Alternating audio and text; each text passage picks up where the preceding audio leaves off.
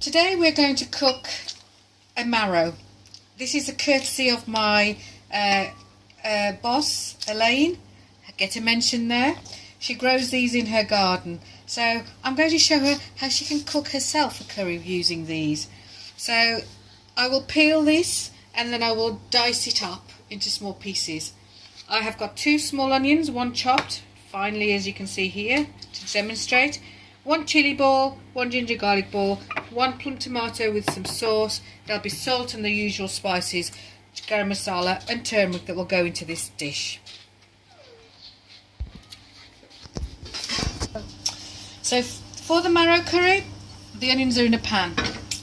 The ginger garlic and chilli goes in along with the tomato, all at the same time. I shall add to that. For that amount of marrow, I'm going to start with 2 teaspoons of salt. If I need more, I will add later. I shall give that a stir. And I'm going to add to that about 2 tablespoons of vegetable oil.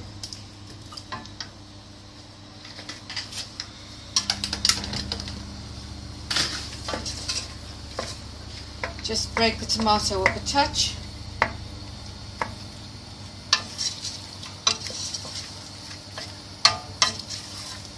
Okay. Now I'm going to just check that in about 5 minutes. Put the lid on it, allow it to cook. After 5 minutes, give it a stir. Sizzling nicely. Needs more cooking. Allow that to cook. Give it a stir every sort of 5 minutes or so. Just check.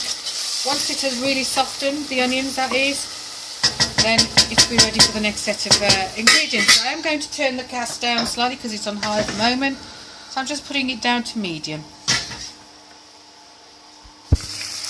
So marrow's had another 5 to 10 minutes. The base, that is. That's looking good. I think it probably still needs another 5 more minutes.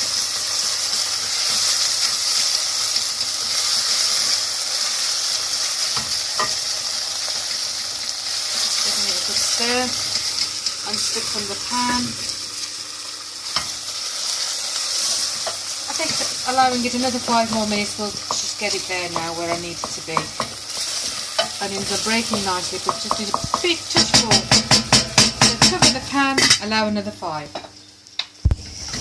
So it's had another few more minutes. I'm going to add at this point, before I stir it, some turmeric. So probably 1, and add just a little tiny bit more, a quarter of turmeric to this dish. Give it a good stir.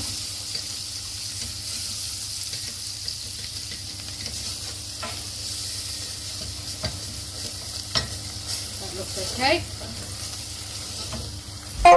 And this is the marrow that's now been cut and diced, and that's going to be added in. You can see the size of that. That's going straight in. Okay, some water goes in. I've given them a wash before they've gone into the dish. Give it a stir. Coat all of it together. Again, you may want to add a touch of water every now and again, a tablespoon at a time or so, if it starts to really stick to the pan. But I'm going to wait and see first because it may release some water of its own. So that's all coated. Cover with a lid. Allow it to cook. Check in about 10 minutes. So the marrow has about 10 minutes cooking time ready. Give it a good stir.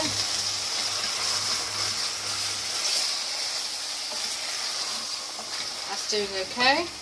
Doesn't need any additional water. So I'm going to let it cook some more. Check again in another 10 minutes.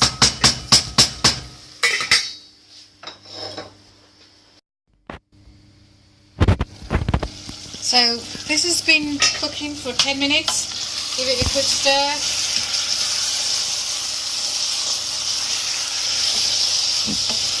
Cooking nicely.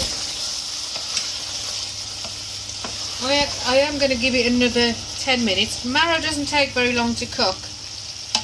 And there's two things you can do with it. You can either leave it as it is, like chunks, which kind of tend to look like chutneys then, but that's absolutely, that's exactly the way I tend to like mine.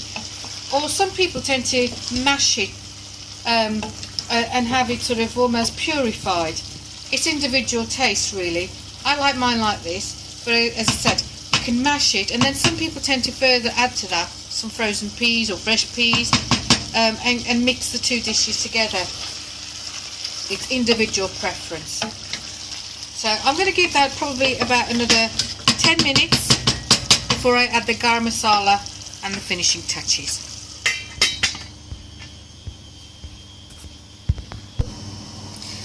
Right, I'm going to add the garam masala before I stir.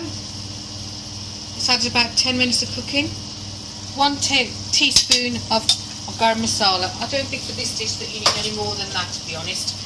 Give it a stir.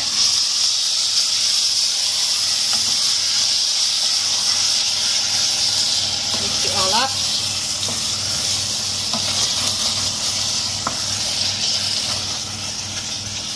And that is now cooked. And you will be able to see that. As you can see, the fork is just going right the way through quite smoothly. See? And that is marrow curry. So I will now garnish that with some coriander, and it's ready to serve.